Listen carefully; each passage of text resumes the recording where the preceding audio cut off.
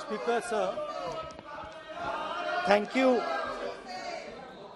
you for allowing me to speak on the President's address. It's an honor for me to be able to speak at this House today.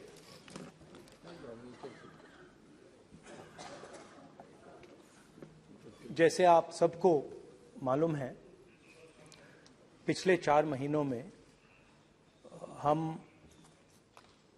Bharat जोड़ो यात्रा कन्याकुमारी से लेकर कश्मीर तक हम पैदल चले।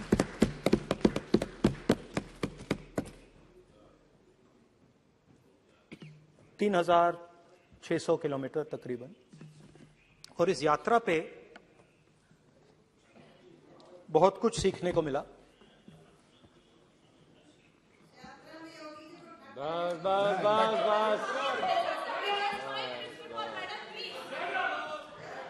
इस यात्रा में बहुत कुछ सीखने को मिला और जो जनता की आवाज, हिंदुस्तान की आवाज है, उसको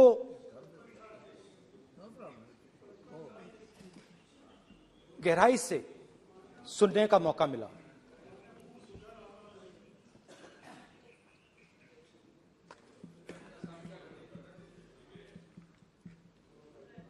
शुरुआत में, यात्रा की शुरुआत में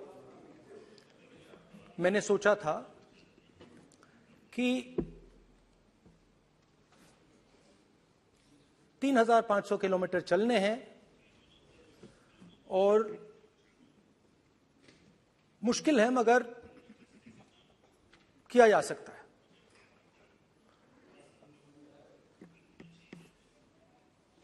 आप भी राजनेता हो, हम भी राजनेता हैं।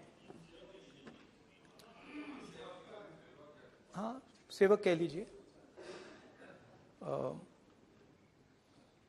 और नॉर्मली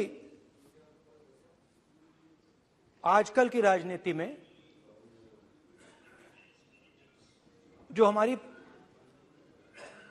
पुराना ट्रेडिशन था पैदल चलने का, वो आजकल हम सब लोग, हम भी आप भी, उस ट्रेडिशन को शायद भूल गए या उसका हम पालन नहीं करते। मैं भी उसमें शामिल था, आप भी उसमें शामिल हैं। हम सब, कोई गाड़ी में जाता है, कोई हवाई जहाज में जाता है, कोई हेलीकॉप्टर में जाता है, मगर पैदल कम चलते हैं। ठीक है, ठीक है। और जब पैदल चला जाता है, हाँ पैदल जाएंगे, सब जगह पैदल जाएंगे, घबराइए मत। तो जब पैदल चला जाता है, मैं 1 किलोमीटर की बात नहीं कर रहा हूं, 10 की नहीं कर रहा हूं, 25 की नहीं कर रहा हूं, मैं 200-300-400 किलोमीटर की बात कर रहा हूं। जब 200-300-400 किलोमीटर चला जाता है तो शरीर पे दबाव पड़ता है, दर्द होता है, मुश्किल आती है। शुरुआत में चलते वक्त लोगों की आवाज सुन रहे थे हम, मगर हमारे दिल में यह भी था कि हम भी अपनी बात रखें। कोई हमारे पास आता था, कहता था कि मैं बेरोजगार हूं, और हमें लगता था कि नहीं, हमें कहना चाहिए कि तुम बेरोजगार क्यों हो, कारण क्या है। उसमें हम विपक्ष का रोल भी प्ले कर लेते थे, आपकी भी बुराई कर देते थे। नहीं, वो तो है, वो भी करेंगे, हम भी करेंगे।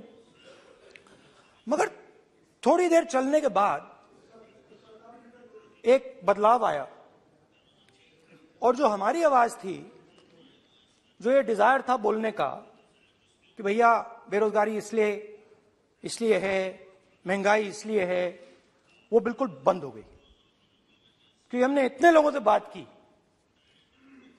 मतलब हजारों लोगों से बात की, बच्चों से, बुजुर्गों से, महिलाओं से, माताओं से, बहनों से, कि थोड़ी देर बाद ये बिल्कुल आवाज बंद हो गई। और फिर हम गहराई से, और मैं खुल के कह सकता हूं, मैंने तो अपनी जिंदगी में इस प्रकार से कभी पहले सुना ही नहीं था। क्योंकि हम सब में थोड़ा सा अहंकार होता है कि हम ही बता दें, अपनी बात रख दें।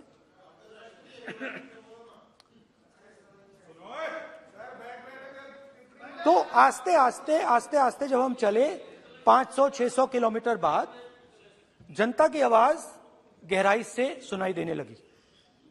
और एक प्रकार से यात्रा, इंडिविजुअल्स नहीं, यात्रा हमसे बोलने लगी। नहीं, गहरी बात है, समझ नहीं आएगा। आप समझने की कोशिश करो। यात्रा हमसे बोलने लगी। 200 किलोमीटर आप चलने की कोशिश करिए, पता चल जाएगा। और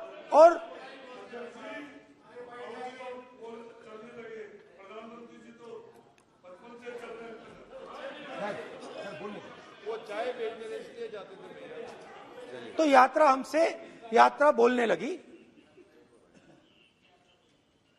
कोई आता था, कहता था, युवक आता था, कहता था मैं बेरोजगार हूं। हम सवाल पूछते थे, क्या पढ़ा आपने? इंजीनियरिंग की, अब क्या करते हो? कोई कहता था मैं बेरोजगार हूं, कोई कहता था मैं उबर चलाता हूं, कोई कहता था मैं मजदूरी करता हूं।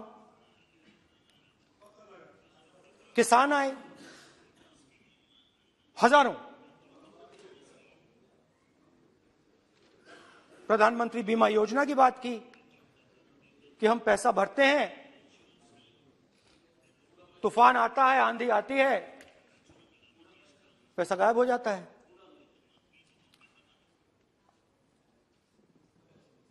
किसानों ने यह भी कहा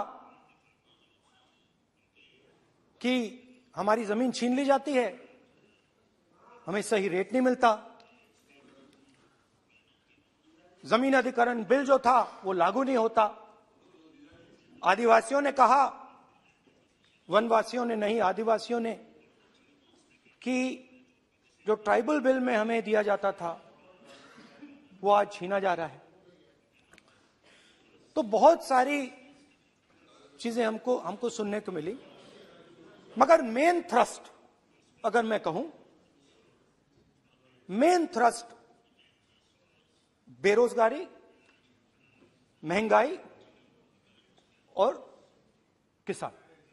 उसमें एमएसपी थी, उसमें बीज की समस्या थी, किसान बिल की समस्या थी। अच्छा, अग्निवीर की भी बात की लोगों ने। आपने अभी बोला कि अग्निवीर देश को फायदा पहुंचाएगा। मगर हिंदुस्तान का युवा जो 4 बजे दौड़ता है, आर्मी में भर्ती होने के लिए दौड़ता है, वो आपकी बात से सहमत नहीं है।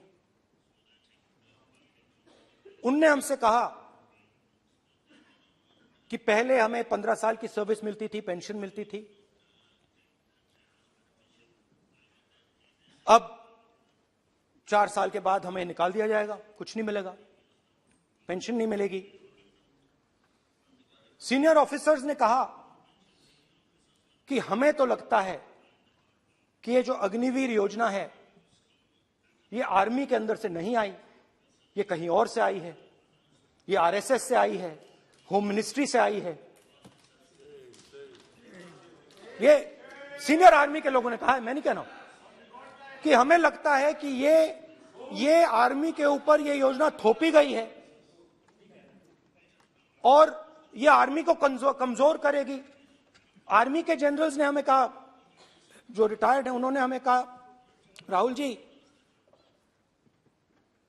हजारों लोगों को हम हथियार की ट्रेनिंग दे रहे हैं और फिर थोड़ी देर बाद उनको समाज में डाल रहे हैं। बेरोजगारी है, समाज में हिंसा बढ़ेगी।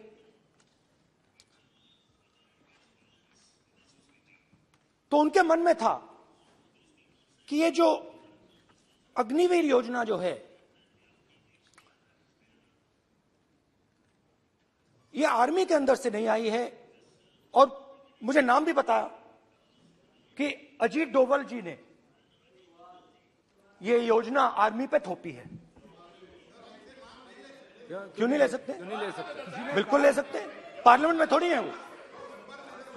क्यों नहीं ले क्यों नहीं ले सकते? क्या बात कर रहे हैं? सवाल ये तर्क है, बाद में फिर अडानी के लिए भी यही बोलने वाले हैं, फिर ये तर्क है इनका।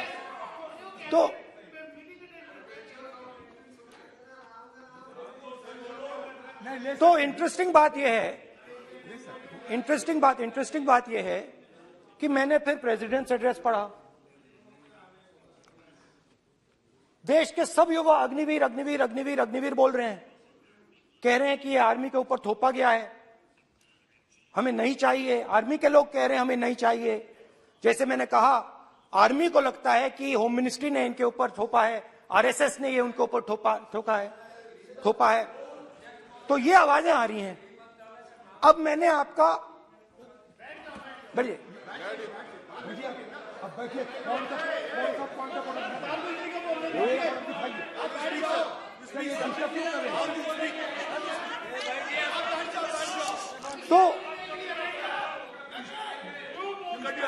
तो एक फर्क, ये थोड़ा पानी ले आओगे? मैंने पानी, तो मुझे एक फर्क दिखा प्रेसिडेंट्स एड्रेस में बहुत सारी चीजें बोली गई। अग्निवीर के लिए एक लाइन थी, एक शब्द, एक बार अग्निवीर शब्द का प्रयोग किया गया, और वो भी अग्निवीर योजना हमने दी। उससे ज्यादा कुछ नहीं बोला। कहां से आई, कौन लाया, किसको फायदा होगा, ये नहीं बोला। बेरोजगारी शब्द ही नहीं था उसमें। आपने देखा होगा, बेरोजगारी शब्द ही नहीं था प्रेसिडेंट एड्रेस में। महंगाई शब्द ही नहीं था। तो जो यात्रा में हमें सुनने को मिला, अग्निवीर, महंगाई, किसान, बेरोजगारी, प्रेसिडेंट एड्रेस में था ही नहीं। तो ये मुझे थोड़ा अजीब लगा कि जनता कुछ कह रही है और प्रेसिडेंट एड्रेस में कुछ और सुनाई दे रहा है। अच्छा, एक और चीज हमें बताई गई। तमिलनाडु से लेकर केरला, महाराष्ट्र, मध्य प्रदेश, सब जगह एक नाम सब जगह हमें सुनने को मिला, अदानी। यह नाम पूरे हिंदुस्तान में, केरल में, तमिलनाडु में, महाराष्ट्र, कर्नाटका, हिमाचल, कश्मीर, सब जगह Adani Adani Adani Adani Adani.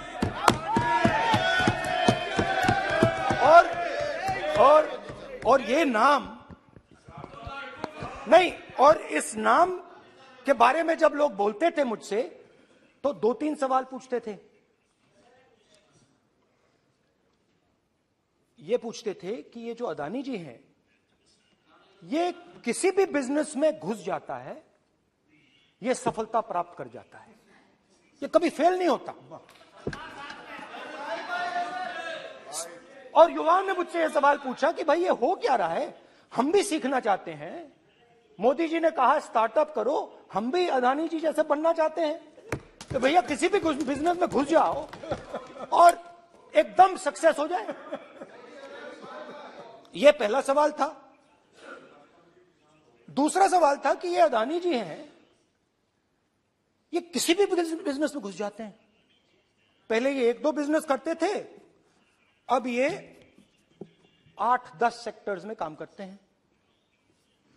Airports, data centres, cement, solar energy, wind energy, aerospace and defence, consumer finance, renewables, media. तो उन्होंने मुझसे पूछा कि राहुल जी, हाँ वेट करो, बेटे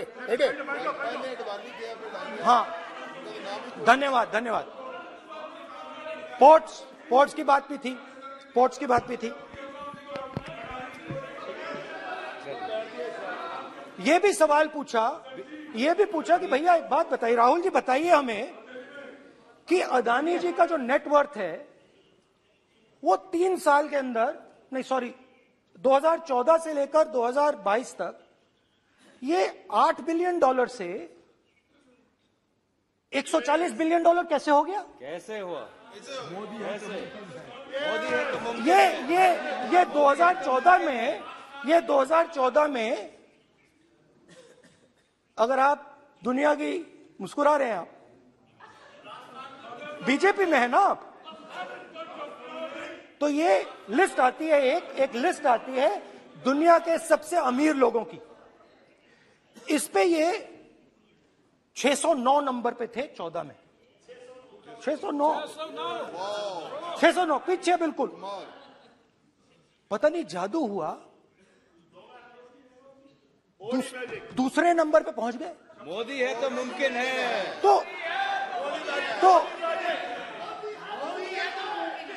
तो मुझसे पूछा यार, बहुत सारे लोगों ने पूछा कि भैया राहुल जी बताइए, हिमाचल में सेब की बात होती है अदानी जी, कश्मीर में सेब की बात होती है अदानी जी, पोर्ट्स की बात होती है अदानी जी, एयरपोर्ट्स की बात होती है अदानी जी, इंफ्रास्ट्रक्चर, अच्छा हम सड़क पे चल रहे हैं, मैं पूछूं किसने बनाई? अदानी जी। तो लोगों ने यह भी पूछा कि राहुल जी ये जो अदानी जी जो हैं, इनकी सफलता कैसे हुई? Just right it neatly. तो नहीं स्पीकर सर, वो फोटो है सर, वो पोस्टर नहीं है। आप वरिष्ठ सदस्य हैं। मैंने कहा कि 2014 में वो 609 नंबर पे थे, कुछ ही सालों में वो दूसरे नंबर पे पहुंच गए। कैसे पहुंचे? मैं आपको, बहुत सारी इंडस्ट्रीज में काम करते हैं, मैं आपको 2-3 इंडस्ट्रीज का उदाहरण दे देता हूं। एयरपोर्ट इंडस्ट्री की बात, एयरपोर्ट्स की बात करते हैं।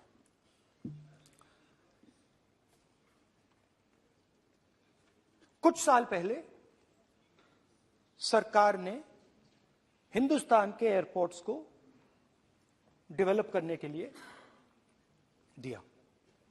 नियम था, there was a rule that anybody who does not have prior experience in airports cannot be involved in development of these airports.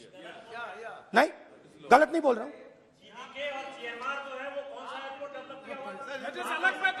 आप बैठ जाइए।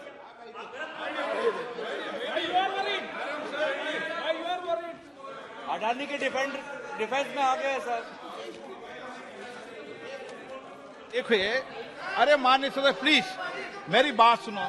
तो 1 मिनट मेरी बात सुनो। ये एक मिनट बात सुनेंगे। ये संसद है, अपन किस दिशा पर चर्चा कर रहे हैं ये देश देख रहा है। हमें राष्ट्रपति अभिभाषण पर चर्चा करें तो उचित रहे। तो आपको तो रूल था, नियम था। हाँ, पॉइंट ऑफ ऑर्डर किस पे है ये? सर कैसे एयरपोर्ट का प्राइवेटाइजेशन तो उनके समय हुआ, ऐसी कोई पार्टी थी जिसका अनुभव था? ये कौन सी बात कर रहे हैं? के बोलिए। ओके प्लीज ओके, बोलने दे आपको नेता को, तो बोलने दे आपको नेता को। रूल था, प्लीज बोलने दे। रूल था कि अगर कोई एयरपोर्ट बिजनेस में नहीं था तो वो इन एयरपोर्ट्स को ले नहीं सकता था। इस रूल को हिंदुस्तान की सरकार ने बदला। किसी ने भी बनाया हो रूल था, किसी ने भी बनाया हो रूल था। रूल बनाया किसने बात नहीं है, रूल बदला किसने बात है। रूल बदला गया।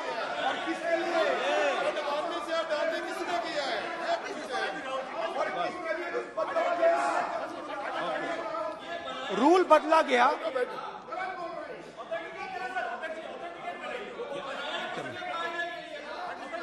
सर पार्लियामेंट्री अफेयर्स चलता रहेगा क्या sir? Parliamentary affairs minister is in rule को बदला गया। सर बोलने दीजिए। करना चाहिए सर, ऑथेंटिकेट करना चाहिए। चलिए चलिए आप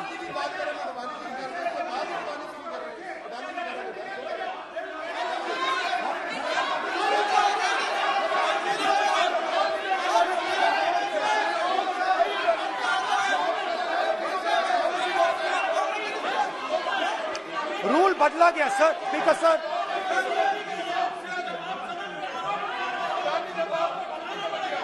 बैठे बैठे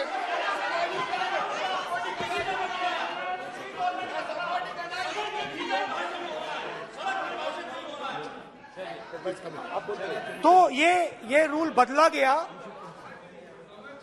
उस समय मीडिया में इसके बारे में चर्चा हुई थी। रूल बदला गया और अदानी जी को 6 एयरपोर्ट्स दिए गए। उसके बाद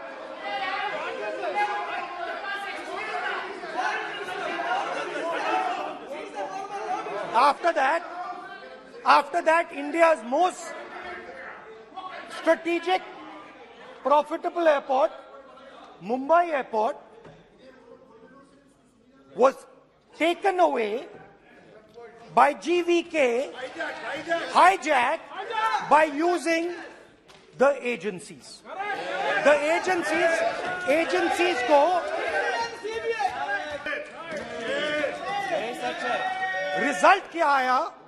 रिजल्ट आया कि एयरपोर्ट्स में आज अदानी जी 24% हिंदुस्तान की एयर ट्रैफिक को अपने एयरपोर्ट से निकालते हैं और 31% एयर फ्रेट उनके एयरपोर्ट्स में से निकलता है। तो बताइए, बोलिए विधि मंत्री। ये जो सर ये हाउस में सर ये बोल रहे हैं, तुम तो ज्ञान बांट रहे हो, बैठ जाओ। सर ये यहाँ बहुत गंभीर मिनिस्टर हैं ये देश ये राष्ट्रपति का उद्बोधन को लेकर एक गंभीर चर्चा हो रही है। जो भी मेंबर कुछ भी बात करे विद फुल रिस्पॉन्सिबिलिटी ऑथेंटिकेट करें। और ये वाइल्ड एलिगेशन अपना एक सोच के आया है, बिना तर्क के ऐसे वाइल्ड एलिगेशन लगा रहे, ये कोई मतलब नहीं है सर। ये ऐसे नहीं बोल सकते और वो सर तर्क रखना पड़ेगा। अगर एलिगेशन लगा रहे हैं तो आपको पूरा डॉक्यूमेंट प्रूफ के साथ आपको रखना पड़ेगा। दे देंगे आप ऐसे बातें नहीं दे कर सकते। देंगे। और ये गंभीरता को समझिए, ये डॉक्यूमेंट्री प्रूफ दे देंगे। अब आपने जो पिछले स्पीकर थे उन्होंने फॉरेन पॉलिसी की बात की, हम भी फॉरेन पॉलिसी की बात करते हैं। चलिए डिफेंस से शुरू करते हैं। बहुत ऑप्शंस है, आप बताइए कहां से शुरू करें। बिजली, डिफेंस, बहुत ऑप्शंस है। Defence, let us start with defence. अब डिफेंस में अदानी जी का कोई एक्सपीरियंस नहीं था, जीरो एक्सपीरियंस। कल मैंने प्रधानमंत्री को एचएएल में देखा। प्रधानमंत्री जी ने कहा कि गलत आरोप लगाया, मगर रियलिटी तो यह है कि एचएएल का जो कॉन्ट्रैक्ट था 126 हवाई जहाजों का, वो अनिल अंबानी को चला गया। अब देखिए, और ये जो फ्यूचर एंटरप्रेन्योर्स हैं, जो बिजनेस स्कूल हैं, हार्वर्ड यूनिवर्सिटी जैसे स्कूल हैं, इनको इसका केस स्टडी, इसकी केस स्टडी बनानी चाहिए, शायद बने। How to use government power to build individual businesses, case study.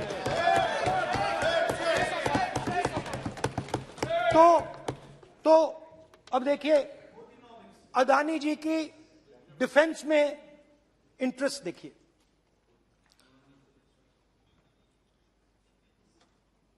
Elbit company के साथ हिंदुस्तान में अदानी जी ड्रोन्स बनाते हैं, ड्रोन्स को हिंदुस्तान की एयरफोर्स, आर्मी, नेवी के लिए रिफिट करते हैं।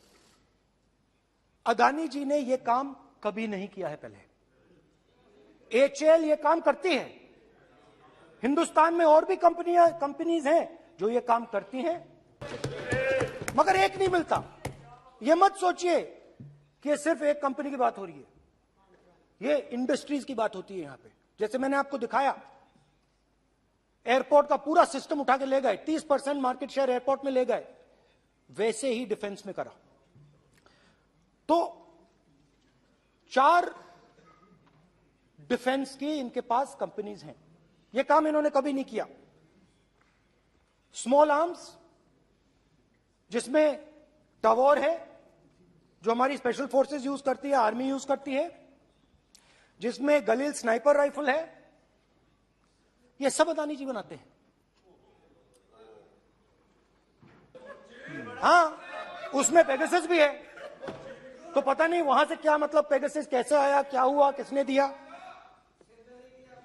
अच्छा, एक और बड़ी इंटरेस्टिंग चीज है, एक कंपनी है अल्फा डिफेंस, जो डिफेंस इलेक्ट्रॉनिक्स का काम करती है, एवियोनिक्स का काम करती है, और बहुत स्ट्रेटेजिक कंपनी है। वो भी अदानी जी के हवाले कर दी गई, अदानी जी ने एक्वायर कर लिया। तो आपने देखा कि एयरपोर्ट्स का बिजनेस 30% मार्केट शेयर, हिंदुस्तान और इजराइल का जो वेपन्स का बिजनेस है 90% उठा के ले गए। अब मैंने आपको इजराइल की बात बताई, ऑस्ट्रेलिया चलते हैं। कोयला ऑस्ट्रेलिया चलिए। ऑस्ट्रेलिया में अदानी जी जाके, नहीं क्यों, आप तो डिबेट करना चाहते थे, आप ही तो डिबेट करना चाहते थे। आपने बोला था कोई भी विषय पे डिबेट हो, तो हो गया अब डिबेट। अब क्यों डर रहे हो डिबेट से? अब क्यों डर रहे हो डिबेट से? क्यों डर रहे हो? जब हमने जेपीसी की मांग की, आपने बोला सदन में उठाओ। अब क्यों डर रहे हो? अब क्यों डर रहे हो? अब क्यों डर रहे हो? आप चर्चा से क्यों डर रहे हो? चर्चा से डर रहे हो आप।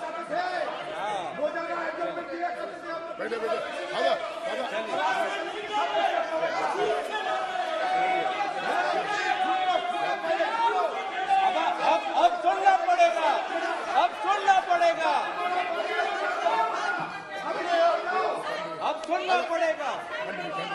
ऑस्ट्रेलिया जाते हैं, प्रधानमंत्री ऑस्ट्रेलिया जाते हैं,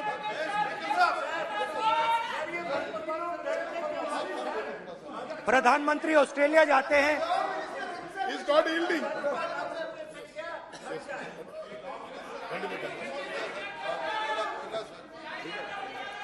ऑस्ट्रेलिया जाते हैं। कैब नंबर बताएं। 369। सर ये क्या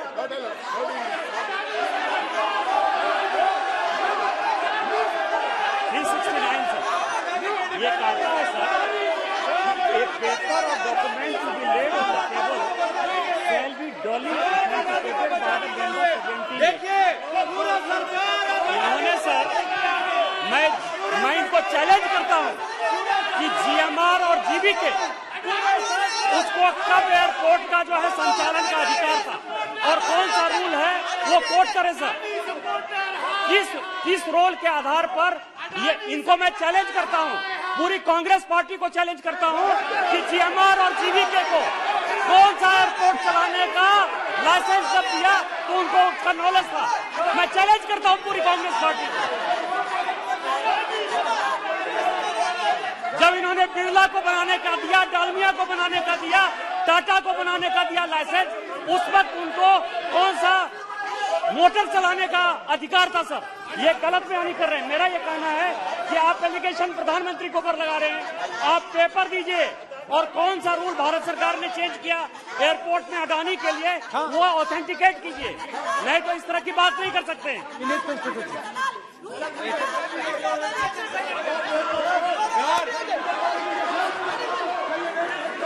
करना पड़ेगा, ऑथेंटिकेट करना पड़ेगा। राहुल गांधी जी, आपको ऑथेंटिकेट करना पड़ेगा। आप ऐसा नहीं बोल सकते हवा में, आप हवा में बोल रहे हो और प्रधानमंत्री जी पे आरोप लगा रहे हो। आपको ऑथेंटिकेट करना ही पड़ेगा। आप ऐसे ही बोल रहे हो कि जीएमआर का जीवीके के समय रूल हाँ कहा था रूल, कोई रूल नहीं था। आपको यू हैव टू ऑथेंटिकेट, और ऑथेंटिकेट करके ही रखना पड़ेगा आपको। पहले पहले पहले रखिए और उसके बाद आगे बात करने देंगे, नहीं तो माफी मांगिए देश से। आप प्रधानमंत्री जी पर आरोप लगा रहे हैं, सर बोलने दीजिए। अनाप शनाप आरोप लगा रहे हैं, बिना किसी डॉक्यूमेंट के आरोप लगा रहे हैं प्रधानमंत्री जी पे। रूल 353 सर, रूल 353 किया है sir, no allegation of defamatory और incriminatory nature shall be made unless you have given notice. छोड़िए, वो तो प्रधानमंत्री के खिलाफ एलिगेशन लगा रहे हैं बिना नोटिस दिए, बिना कोई डॉक्यूमेंट दिए। सर ये रिकॉर्ड पर नहीं जाना चाहिए सर, ये बिल्कुल रूल का उल्लंघन है। और क्या क्या बातें वो कह रहे हैं सर, मैं उसको रिपीट नहीं करना। Reckless allegation, baseless allegation in violation of rules, sir ये स्वीकार नहीं होना चाहिए। ओके सर, लेट अस एक सब बैठिए, ऑस्ट्रेलिया पीएम जाते प्लीज हैं। बैठिए, आप प्लीज बैठिए, वरिष्ठ वकील साहब बैठिए। ऑस्ट्रेलिया जाते हैं। एक मिनट राहुल जी, एक मिनट। नियम 369 भी मैंने देखा है, 333 भी देखा है। मेरा आग्रह है, सदन भारत की संसद है, हम एक ही विषय पर सारी राष्ट्रपति की चर्चा लगाए, ये उचित है क्या? फिर आपको बोलना बोले नहीं स्पीकर नो, साहब। गलत तरीका है राहुल गांधी जी, आप बोल नहीं, गलत तरीका है। क्या देश को संदेश देना चाहते हैं आप? क्या संदेश देना चाहते हैं देश को? चलिए राहुल गांधी जी। ऑस्ट्रेलिया में प्रधानमंत्री जाते हैं। आप बोलिए सर, स्पीकर सर,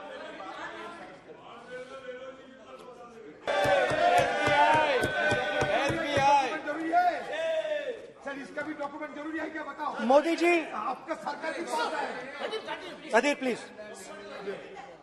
उसके बाद मैं उदाहरण दे रहा हूं, पूरी दुनिया में मोदी जी जाते हैं, घूमते हैं, तो मैं बता देता हूं क्या होता है वहां पे।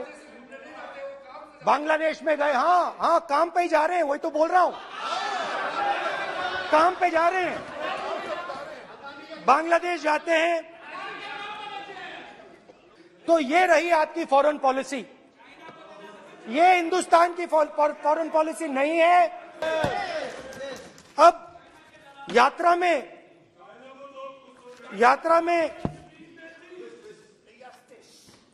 में मुझसे 2-3 और सवाल पूछे गए। यात्रा में लोगों ने मुझसे पूछा, राहुल जी ये जो LIC कंपनी है, इसका पैसा अदानी जी की मदद करने के लिए क्यों डाला जा रहा है? उन्होंने यह भी पूछा कि अदानी जी के जो शेयर्स हैं बड़े वोलेटाइल हैं, उसमें LIC का पैसा क्यों डाला जा रहा है?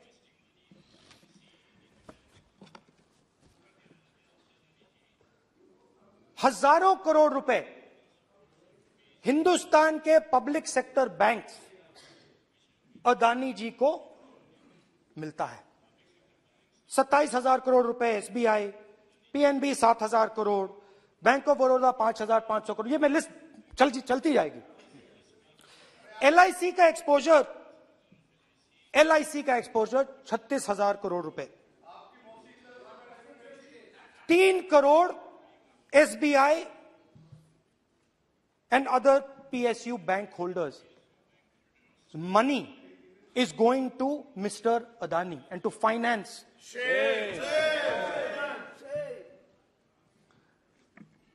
Now, of course, there is another question. तो मदद कैसे हो रही है? हिंदुस्तान के पब्लिक सेक्टर बैंक्स का पैसा, LIC का पैसा नरेंद्र मोदी जी, अदानी जी को दिया जा रहा है। अगर कोई सामने खड़ा हो जाता है, जैसे जीवी के लोग खड़े हुए, ED, CBI एजेंसीज आ जाती हैं, उनको परे कर देती हैं। तेलंगाना में भी एक पोर्ट का उदाहरण था, मगर मेन सवाल और सबसे इंटरेस्टिंग सवाल दूसरा है। कुछ दिन पहले ये हिंडनबर्ग रिपोर्ट आई, उसमें लिखा था कि अदानी जी की हिंदुस्तान के बाहर शेल कंपनीज हैं। ये जो शेल कंपनीज हैं, सबसे पहला सवाल है, ये हैं किसकी? ये किसकी है मॉरिशस में जो शेल कंपनीज हैं? और ये जो हजारों करोड़ रुपया ये शेल कंपनीज हिंदुस्तान में भेज रही हैं, ये किसका पैसा है? और क्या ये काम अदानी जी फ्री में कर रहे हैं? अब मैं ये सवाल क्यों पूछ रहा हूं?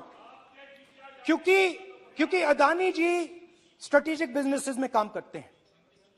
अदानी जी हिंदुस्तान के पोर्ट्स को डोमिनेट करते हैं।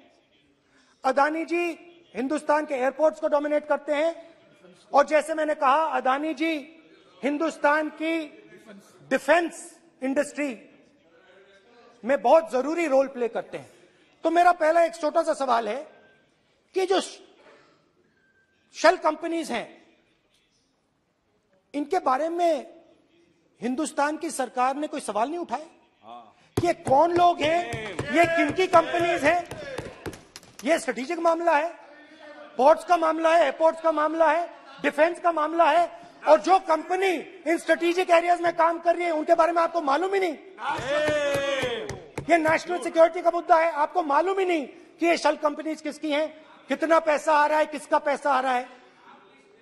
तो एक बहुत बड़ा सवाल है, ये पैसा किसका है?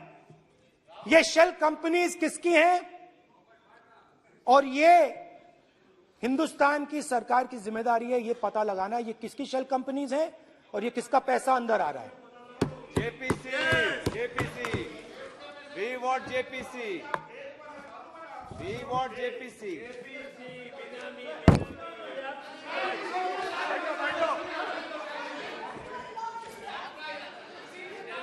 अच्छा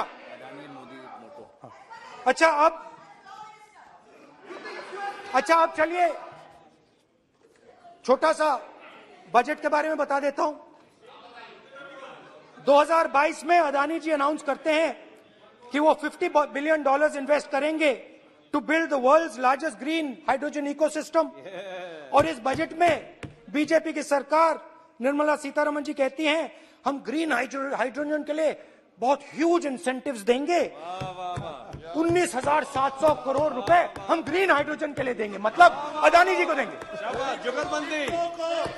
नए airport, coastal shipping, horticulture, grain storage, ये सब काम आप कर रहे हैं। तो मेरे सिर्फ कल प्रधानमंत्री जी आज कल भाषण देंगे, मेरे उनसे 2-3 छोटे से सवाल हैं। मेरा प्रधानमंत्री जी से 2-3 सवाल हैं।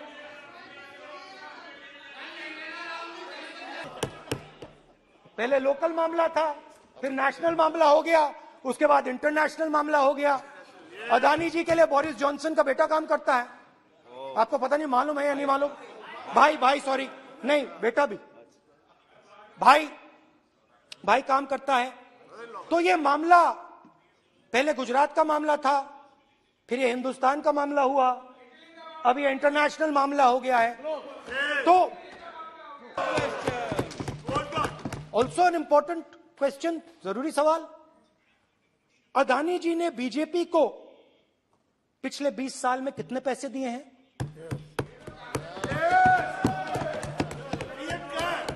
इलेक्टोरल बॉन्ड्स में कितना पैसा दिया है?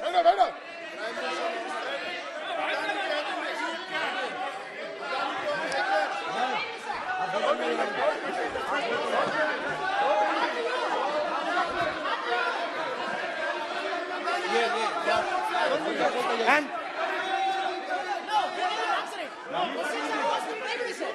questions are posed to Prime Minister, please. Sir, खत्म करने दीजिए सर। Concluding. और बहुत सुंदर तरीके से वो और मैं सिर्फ इतना कहना चाहता हूं, राहुल जी अभी आप सीनियर एमपी हो गए हैं, आप एक सीनियर एमपी हो चुके हैं। हम लोग एक्सपेक्ट करते हैं कि इस सदन का सदस्य होने के नाते जो भी बातें आप करेंगे गंभीरता से आप बात करेंगे। बाहर बाहर अब जो भी भाषण देते हैं हम लोग उसको रोक नहीं सकते हैं।